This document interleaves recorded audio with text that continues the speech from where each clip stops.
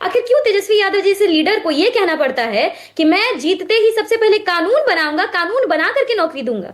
आपको क्या लगता है क्यों वो ऐसा बोल रहे हैं? क्योंकि नेताओं की शाख इस देश में बहुत बुरी तरह से गिरा दी है प्रधानमंत्री जी ने और गृह मंत्री जी ने। प्रधानमंत्री कहते थे 15 लाख देंगे, गृह मंत्री जी आके काट देते हैं, कहते हैं अरे भाई ये सब तो जुमला था। प्रधानमंत्री जी कह रहे थे 2 करोड़ रोजगार देंगे सालाना, और फिर कहते हैं अरे पकौड़ा तलना भी तो रोजगार है, रील मेकिंग भी रोजगार है। शर्म करो, भगवान से डरो। हेलो दोस्तों, आज के वीडियो में हम आपके लिए एक धमाकेदार डिबेट लेकर आए हैं जो कि आपको बहुत मजा आएगा। तो दोस्तों हो जाइए तैयार, क्योंकि इस डिबेट में आपको मिलेंगे तीखे तकरार। तो बिना देरी किए चलिए शुरू करते हैं आज का ये जबरदस्त डिबेट। रील मेकिंग रोजगार है। हम 2 और 5 पे जब बात करते हैं ना मानक जी, हमको तकलीफ होता है, क्योंकि internet and mobile association of India का ही रिपोर्ट बता रहा है कि बिहार में सबसे कम इंटरनेट प्रवेश हुआ है। मतलब आप इंटरनेट पेनिट्रेशन की बात करेंगे, कहीं नहीं है बिहार में, सबसे लास्ट पर पहुंचता है। कैसे रील बनाएगा युवा? और रील बनाने से सबका पेट भर जाएगा क्या?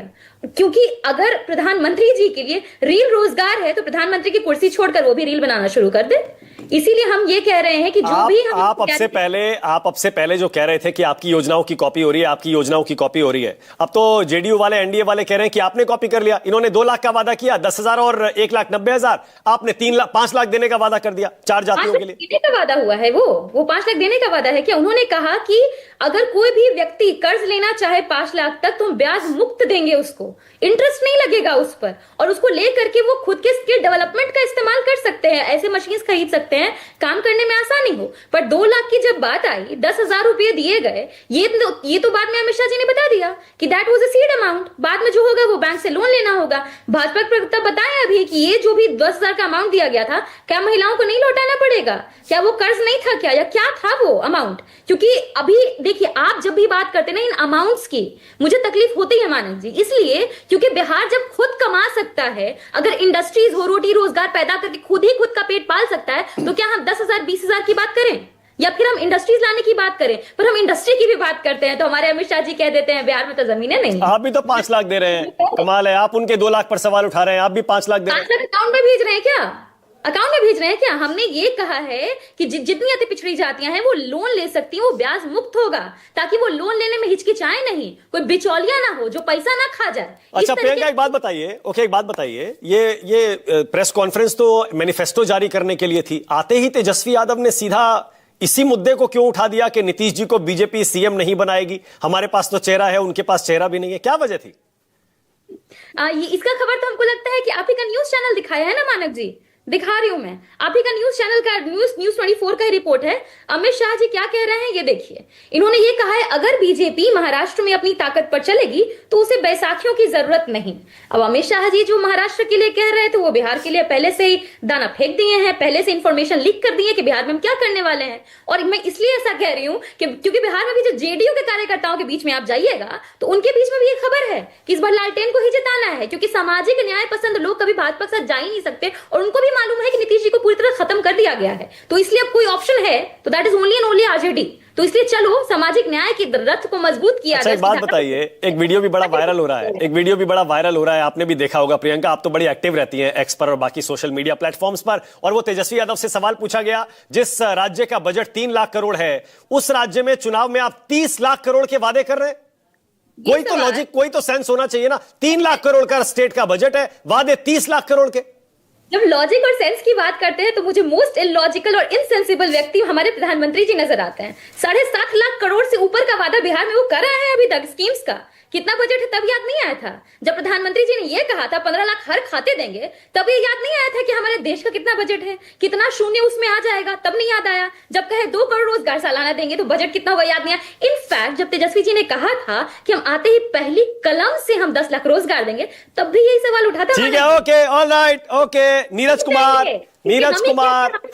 अनुप्रिया भी आ रही है। नीरज जी पहले यही बताइए, ये तेजस्वी यादव और कांग्रेस के नेता बार बार आपकी दुखती रग पे हाथ रख रहे हैं, आप क्यों नहीं अपने बड़े नेताओं से कहलवा देते कि नीतीश जी ही सीएम बनेंगे? बार बार उनको मौका क्यों दे रहे हैं आप हमला करने का? नीतीश जी के नेतृत्व में हम चुनाव लड़ने जा रहे हैं और वही हमारे सीएम फेस से वही मुख्यमंत्री होंगे, इसमें कहीं कोई कंफ्यूजन नहीं है। और महागठबंधन का जो ये घोषणा पत्र है कागजी शेर मात्र है, झूठ का पुलिंदा मात्र है। अभी क्या बता रही थी आरजेडी की प्रवक्ता, आरजेडी के प्रवक्ताओं को जानना चाहिए और बिहार की जनता को भी जानना चाहिए कि एनडीए ने राजनीति का वो मानक स्थापित किया है कि आरजेडी जैसी पार्टी, जिसमें सिर्फ गुंडे और दलालों की जो पार्टी है, उसको भी आज विकास की बात करनी पड़ती है, इंडस्ट्री की बात करनी पड़ती है, सड़कों की बात करनी पड़ती है। इनके समय जंगल राज में कहां सड़कें थे साहब, खाली गड्ढे गड्ढे थे। और अभी आप बता रहे थे कि 4 जातियों को 5-5 लाख रुपया देंगे। यह सरासर भाजपा का नकल है साहब। भाजपा पहले से ही पीएम विश्वकर्मा योजना 13,000 करोड़ रुपए की योजना है, जिसमें हम लोग बढ़ई, नाव निर्माता, शस्त्र निर्माता, लोहार, हथौड़ा, ताला बनाने वाला, सुनार, कुम्हार, मूर्तिकार, पत्थर तोड़ने वाला, मोची, राजमिस्त्री, टोकरी, गुड़िया, नाई, माला बनाने वाला, धोबी, दर्जी और मछली पकड़ने वाले मछुआरे को हम लोग उसको सहायता भी कर रहे हैं और सब्सिडी पर उसको ऋण भी दे रहे हैं। और ये ऋण उनको 30 लाख तक मिल रहा है। ये 5 लाख की बात करें ना साहब, उसमें पहला किस्त है पहली किस्त 1,18,000 चुकौती रहेगा और दूसरा किस्त है उनका 2 लाख का। और इसमें इंटरेस्ट में सब्सिडी सरकार दे रही है और ये लोन कोलेट्रल फ्री लोन दे रहा है। ये हमारी योजना पहले से चल रही है। कब से चल रही है? और इसमें लगभग हमारे बिहार से योजना ये वाली, यह योजना मुझे लगता है पीएम के जन्मदिन पर शुरू हुआ था। मैं बता दूं आपको 17 सितंबर 2023 से चल रही है। 17 कितने लोगों को लोन दिया जा चुका है? योजना चल रही है। कितने लोगों को लोन दे दिया है? बिहार में अभी तक इसमें 26.87 लाख लोग रजिस्टर्ड हो चुके हैं, जो बैंक में जा रहे हैं, इसका लाभ ले रहे हैं, इससे लाभान्वित हो रहे हैं। इनके झूठे भरम वादे जाल में बिहार की जनता नहीं आने वाली।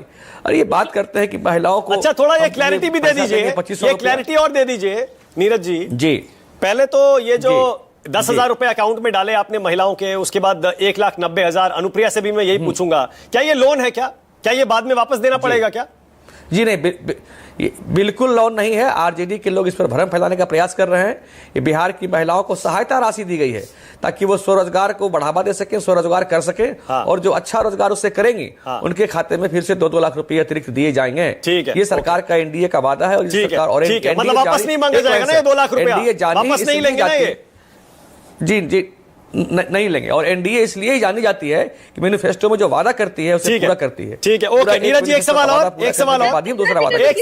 एक सेकंड प्रियंका, नीरज जी एक सवाल और। जरा आप तो कह देते हैं, जैसे मैंने कहा, प्रवक्ता बोल रहे हैं बीजेपी के सारे, और छोटे नेता भी बोल रहे हैं, बड़े नेता क्यों हिचक रहे हैं ये बोलने से कि नीतीश जी सीएम बनेंगे? सिर्फ इतना क्यों कह रहे हैं कि उनके नेतृत्व में चुनाव हो रहा है? तभी तो बार बार तेजस्वी यादव को मौका मिल रहा है ये कहने का। अरे इसका मतलब ही बड़ा स्पष्ट होता है। तेजस्वी यादव जी अपनी चिंता करें, अपने दल की चिंता करें कि किस तरह से ब्लैकमेल करके अपने सहयोगी दलों को उन्होंने अपने आप को सीएम फेस घोषित करवाया। चुनाव का 15 दिन बीत गया, चुनाव का घोषणा हुए, घर में दबक के बैठे रहे, वो कुछ नहीं कर पाए थे। और हमारा मैनिफेस्टो वो कह रहे थे कि विजन लेस है। शानदार मैनिफेस्टो हमारा 30 तारीख को आ रहा है साहब। अच्छा, हाँ ठीक है। नीरज जी, नीतीश जी ही बनेंगे ना सीएम? एक बार फिर से बोल दीजिए। बिल्कुल 100%, इसमें कहीं कोई संशय नहीं। ठीक है, ओके। न भाजपा को, न जदयू को, न किसी गठबंधन के साथी को। ठीक है, प्रोफेसर रविकांत को लाइए जरा, उसके बाद आ रहा हूं अनुप्रिया और बाकी मेहमानों के पास भी जाऊंगा। रविकांत भाई, आज राहुल गांधी क्यों नहीं है इस साझा प्रेस कॉन्फ्रेंस में? महागठबंधन का घोषणा पत्र आ रहा है और उसमें राहुल गांधी नहीं है। हाँ नहीं, उसमें कांग्रेस पार्टी के लोग शामिल हैं और हमारा महागठबंधन, उसमें एक एक करके आप अगर कहेंगे कि फला नेता नहीं है या फला नेता नहीं है, मुझे लगता है कि वो ठीक नहीं है। राहुल गांधी जी पहुंच रहे हैं और आपने तो बता ही दिया कि कितनी रैलियां उनकी होनी है। हाँ। महागठबंधन पूरे तरीके से मजबूत है और बिहार में मौजूद रहेगा। आज छठ पूजा है, बिहार के तमाम लोगों को कांग्रेस पार्टी की तरफ से शुभकामनाएं। और छठ पूजा में जैसे सूर्य की पूजा की जाती है, मुझे लगता है कि बिहार में अब 20 साल का अंधकार का काल अब खत्म होने जा रहा है। लोग उस उजाले की तरफ देख रहे हैं। आज जो तेजस्वी प्रण आया, अंधकार लालटेन युग था बिहार में साहब। उस समय सड़कें नहीं थी, बिजली नहीं थी। आज बिहार ऊर्जा के क्षेत्र में आत्मनिर्भर बन चुका है। आज बिहार में हर घर में एलईडी बल्ब जल रहा है। नीरज जी मोबाइल है। नीरज जी बोलने दीजिए ना, बोलिए रविकांत भाई। बलात्कारियों की पार्टी हमको बताएगी। ये केरल मॉडल मालूम है ना इस देश को? महिला छोड़िए, आप तो पुरुष को नहीं छोड़ रहे, बच्चों को नहीं छोड़ रहे। तो आप अपने गृहवान में जरा झांक करके देखिए कि भारतीय जनता पार्टी और आरएसएस की असलियत क्या है। ना कहलवाइए तो अच्छा है, हम लोगों की गरिमा बनी रहे तो ज्यादा अच्छा है। लेकिन सवाल ये है कि आज जो घोषणा पत्र सामने आया है, जो हमने वादे किए हैं, वो वादे पुख्ता तौर पर हैं और बाकायदा एक एक करके, वो चाहे अति पिछड़ा समाज हो, और ये तो वो लोग हैं साहब, नीरज जी बोल रहे हैं बीच में इसलिए